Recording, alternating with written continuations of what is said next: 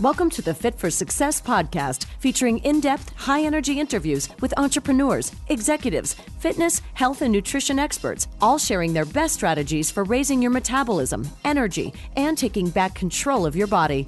You'll learn what other busy entrepreneurs and executives are doing to feel healthy and energized so they stay at the top of their mental and physical game and create world-class results in business.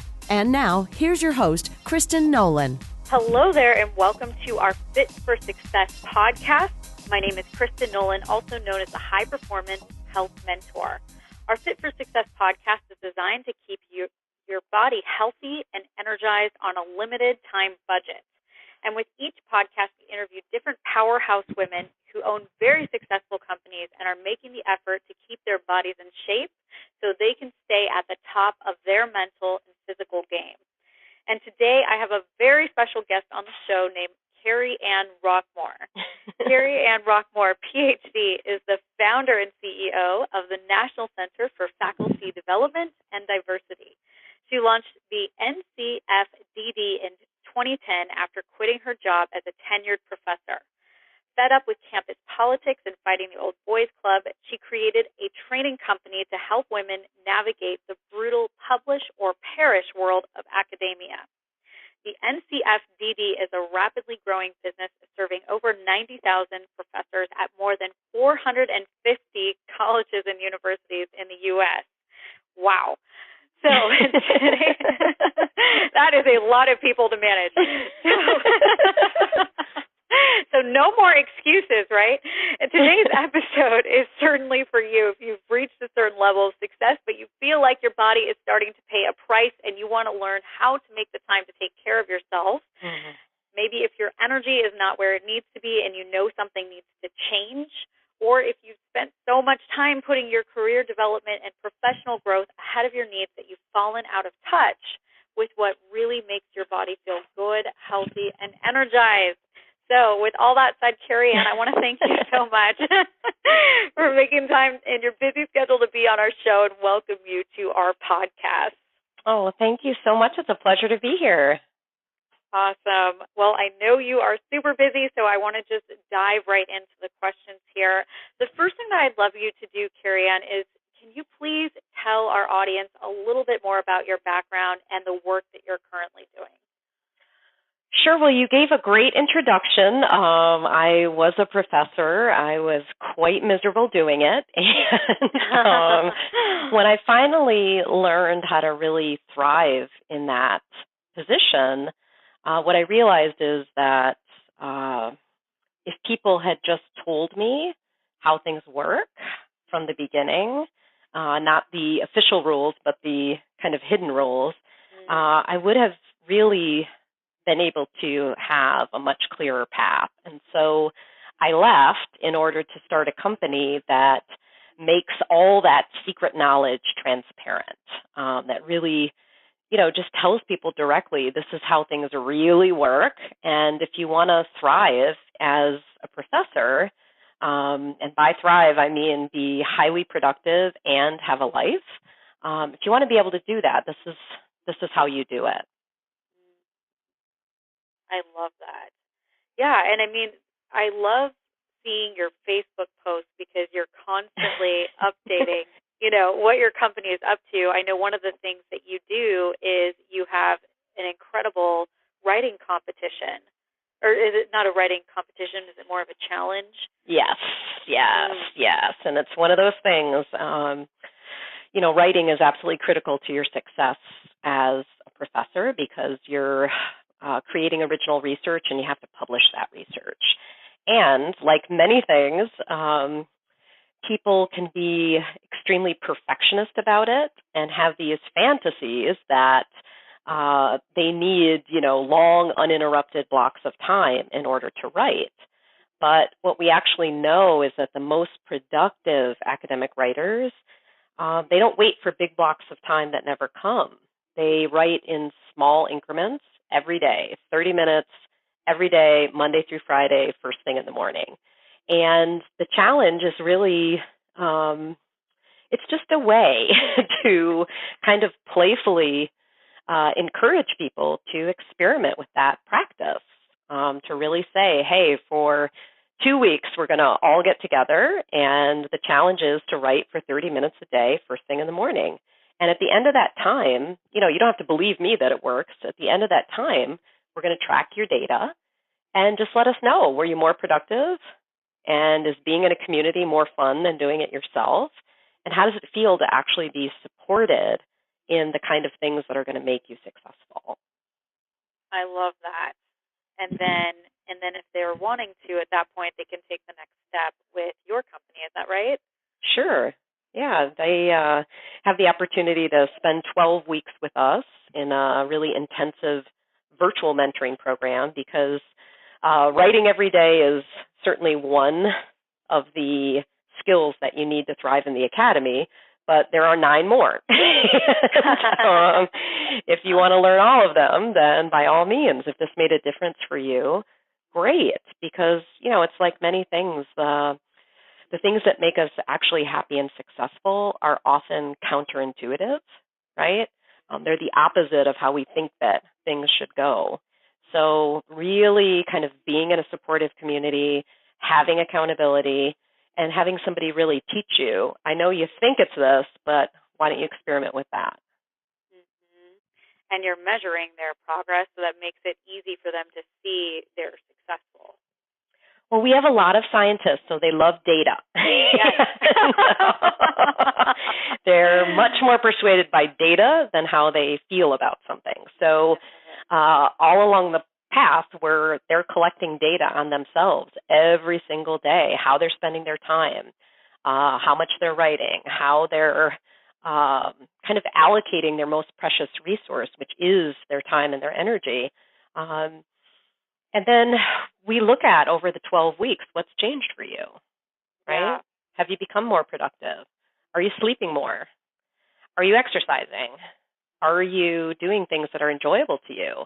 Are you actually taking the weekends off, right? Because, again, if we look at the research, we know that leisure actually increases your productivity, right? Yep. But the way everybody talks about it, you think that somehow working all the time makes you more productive.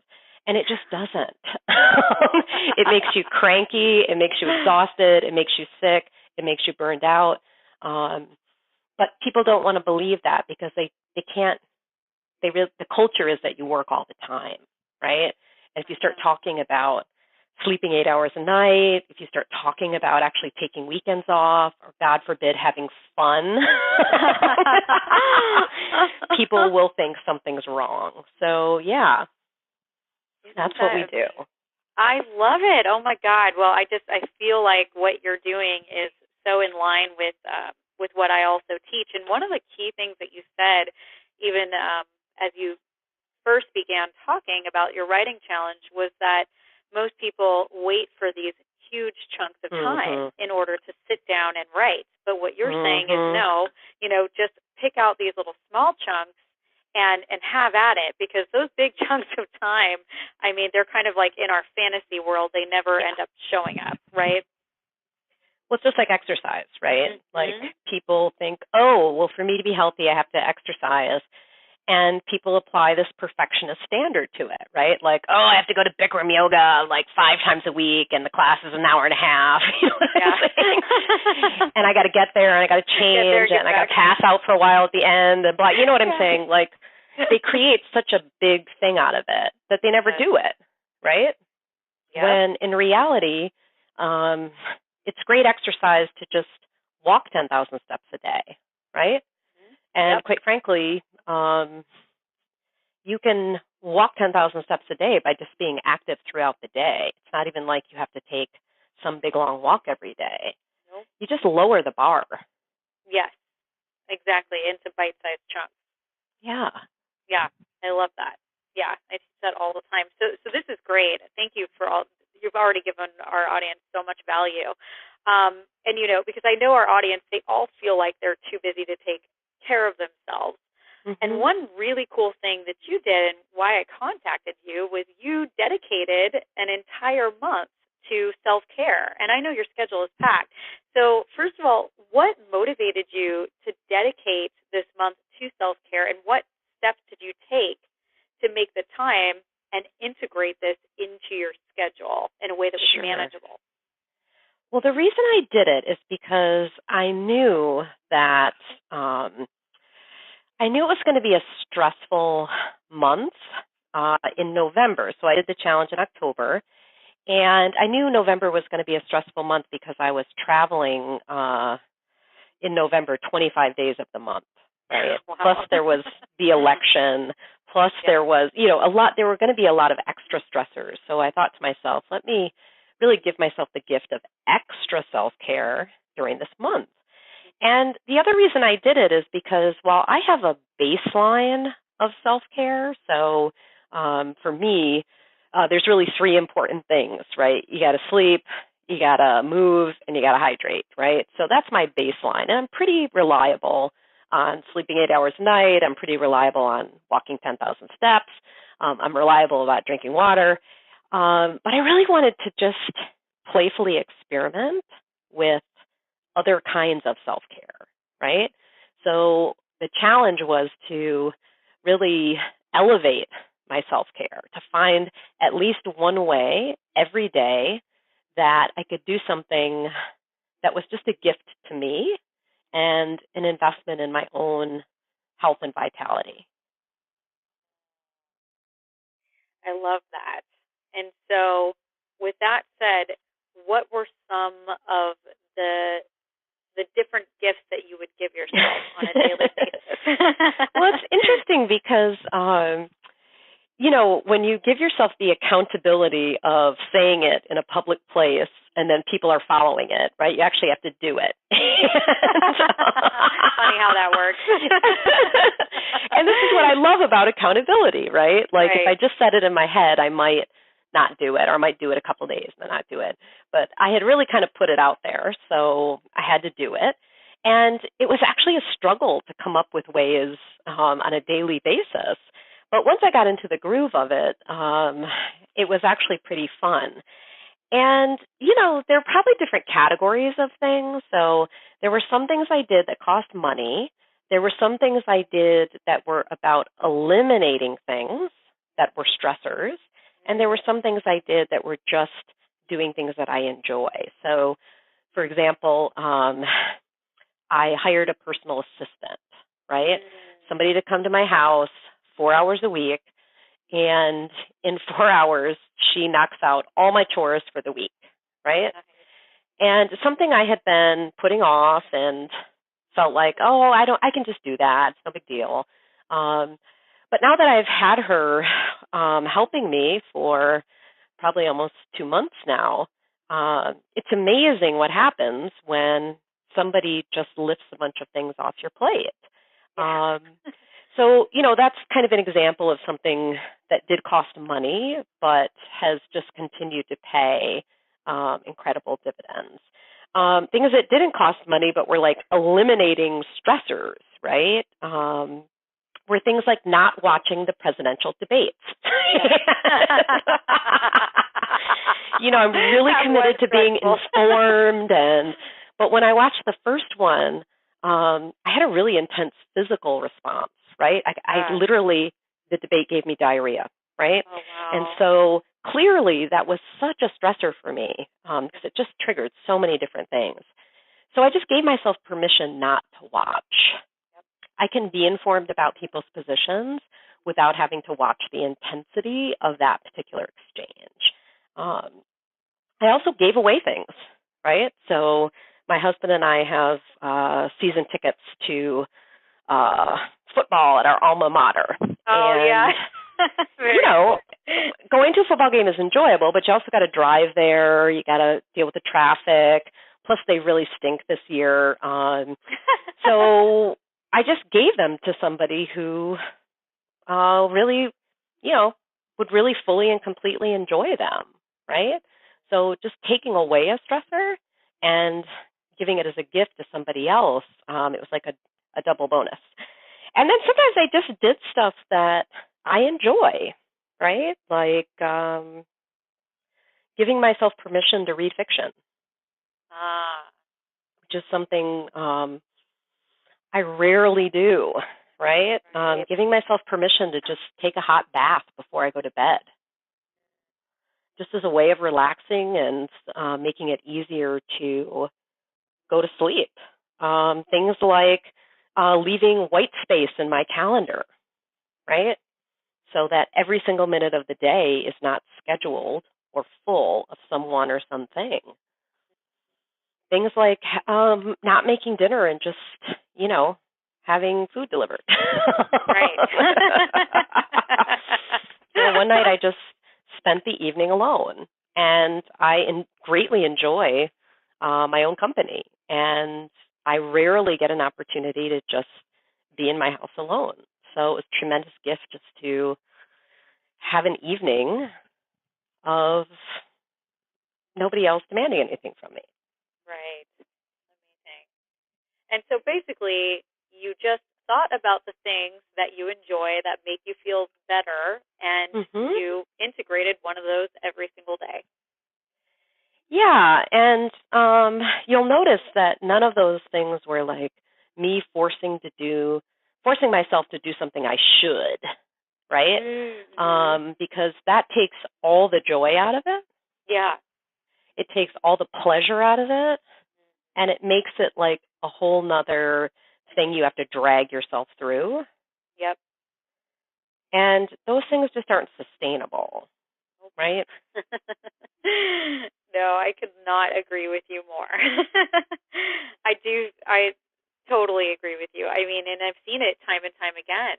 Whenever people are almost forcing themselves to do anything, it's like maybe they do it for 21 days and that's it. It's over. Yeah. But yeah, when you're actually doing it in a way that is playful, like you said before, playful and enjoyable, it's much easier to keep up and sustain, and you feel so much better as a result. So I love that. So here's a question, since I know more of your, people that associate with your company, they're more sciencey, right? They want to know, okay, well, how can this be measured? How can this really increase my performance? How do you feel like your self-care efforts affect your performance in your business? Are there any, tangible results that you have noticed, or even just in the way that you behave or are around your clients? Yeah, I mean, I think there's just a really simple, basic reality that I need, in order to be successful, I need to be fully me. And I need to be the best version of me that's possible. And that it doesn't happen when I'm exhausted or when I'm, so busy that I'm just rushing from one thing to the next. It doesn't happen when, I'm not getting my needs met, right? It's hard to give to other people when you're on E, right? I don't have anything left to give. It's hard for me to feed other people, to nourish other people, to nurture other people when I feel like I don't have anything to give. And so for me, I can absolutely feel the difference. And again, we know from research that there is a clearly empirically documented pattern between things like sleep and cognitive performance, right? So I know when I don't get 8 hours of sleep a night, I can't think straight the next day. Like literally, I stumble over my words. I have to read things 3 times before I get it. I just feel exhausted. And I know that I'm not my best self with my clients when I'm exhausted, right? I know when I'm well rested, when I have leisure, when I am physically healthy, when I'm emotionally healthy. I'm just a different person with my clients. I'm a different person with my team. And, I think there's just a reality. My company has continued to grow every year by at least 30%. We're going to break 5 million this year, which is super exciting. And, I think we keep growing because we have a culture in our company of self-care, right? Yeah. We consider it one of the most important things. And as an entrepreneur, it's not just about me taking care of myself. It's about creating a culture in my company where people take care of themselves. So it's not just that I don't work in the evenings and on weekends. Nobody in my company works in the evenings and on weekends. Don't you dare send an email because then we'll know you're working, right? Right. We check out at 5 o'clock, right? We huddle up, we talk about what happened during the day, and then we're done. We don't work on Saturdays and Sundays, right? We take holidays off. Everybody has to actually take their vacation, damn it. You know what I'm saying? Yeah. We all have Fitbits, right? So that we know if somebody's not moving, we circle up and support that person, right? But the reality is I think the company itself thrives because we have this culture of self-care. Yeah, it is beautiful. I love that. Oh, my God. I'm so excited for people to listen to this interview. Seriously, that is beautiful. Your company has Fitbits. You make sure that they're taking their time off. You're huddling up and supporting each other to make sure you're moving. That is just outstanding. Are there any other things that not that you could do much more. That's amazing what you already are doing. Are there any other things, though? I'm so curious. Sure. I mean, I strongly encourage people to, because I think self-care isn't just about our physical health, but it's also about our intellectual health and our creativity, right? Yeah. So we have a policy that you can order as many books as you want to read on Amazon, right? And, the reality is we talk about books, we read, we learn new ideas, we share them with each other, right? And what it costs me as an employer to, for people to buy books on Amazon is really not that much. What it does to create the habit of continual reading, the habit of luxuriating in new ideas, right? The habit of reading fiction and using that instead of numbing ourselves with TV as a leisure activity. It's just one thing that helps to stimulate active leisure, right? Instead of the kind of passive numbing leisure that most people default to. Yeah, exactly. Like TV, like you said. And I think I saw this on Facebook. Didn't you take your whole team to Italy as well? We went to Spain. Spain? Oh, Spain. Oh, yeah. Well,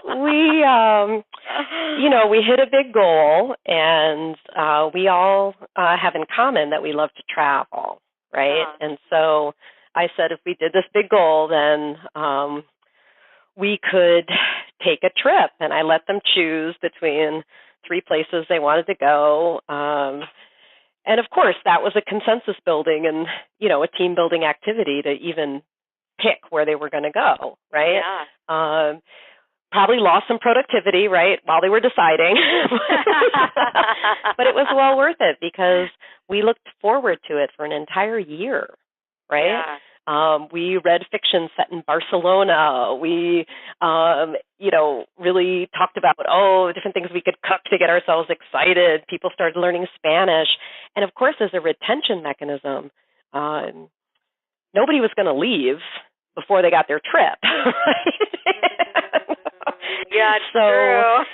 Yeah, and of course they all were allowed to bring one person with them. So it was also kind of building, our relationship as a work team, but also building memories for people in their lives. So it was not cheap, but it was a really, really quite special experience. And more than anything, we literally all took the time off together. And you know what? The business didn't fall apart. Actually, everything was fine. Yeah. And more than anything, I think that's the biggest story that we as entrepreneurs tell ourselves, which is if I take my eyes off the ball for even a minute, if I stop working for even a minute, everything's going to fall apart. And if that's true, then it's time to start looking at what do you need for that not to be true, And for most people, it's just a story. Actually, if they took the weekend off, nobody's going to die. No. Right? But if you don't take the weekend off, then you might early. Yes. Yes. Seriously. I love that. Oh, my God. It is interesting. That is a huge story that I think a lot of entrepreneurs tell themselves. And really, it's like you've got to start asking yourself, what is this all for? I mean, you didn't become an entrepreneur to be, a slave to your business. You did it so you could have freedom, most likely. So anyway, so what advice do you have for the entrepreneurs in our audience who are loving what you have to say, but they're still kind of thinking in the back of their heads, I don't know, I still feel too busy. I will take care of myself when I have the time, have the resources, when I don't feel so busy. What advice do you have for them? Well, I think the reality is, you already know that reality, right? You already know what it feels like to work all the time and tell yourself something else needs to happen before you can have a break, right? You already know what that looks like. You know what the data is on that. Right. And you don't have to believe anybody that it's true. Just experiment with it anyway and then see what happens, right? So take a weekend off. Exercise. Sleep 8 hours a night. And then just notice what's different. Do you feel better? Does your brain work better? Feel happier? Right? Right. You don't have to believe it works to experiment with it. And if you experiment with it, you already know what the before looks like. Once you experiment with it, just ask yourself if the after is better than the before. Right. Right? And if it is, great. Keep doing it. If it's not, try something else. But just lower the bar. Right? Because I think people feel like, if I'm going to take care of myself, I have to do 50 different things at once. I have to fix everything that's a shortcoming about me. I have to, overnight start eating right and sleeping, and I have to start this exercise regimen, and I have to do this, and I have to do that. You don't know, because then you'll never do it, right? Right. Just pick one thing. Just pick something small. Yep. Pick something fun. Pick something easy. And just try it. Yep. I love that. I love it. Pick something easy and try it. That's amazing. Yes, it can really be that simple. I 100% agree with everything you just said. Thank you so much for sharing with our audience about your experience with self-care and how it's really impacted your success and your productivity, your brain power, your focus, and really everything that makes you who you are and the best version of yourself. So please tell me, Kerry Ann, first of all, I'm sure that some of our audience is very interested in working for you.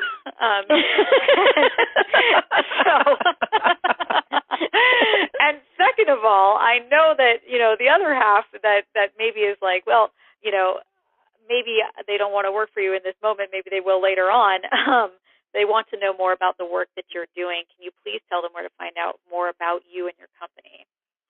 Sure. You can find us online at www.facultydiversity.org.